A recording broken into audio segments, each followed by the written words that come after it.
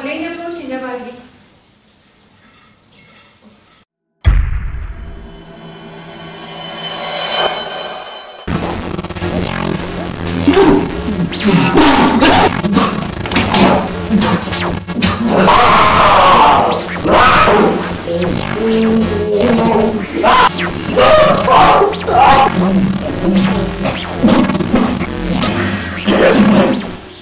Kasdieną vis daugiau ir daugiau vaikų paragavę neplautų obuolių tampa tragiškomis ligos bebe aukomis. Vien praėjusiais metais avinėliais virto per 1000 vaikučių.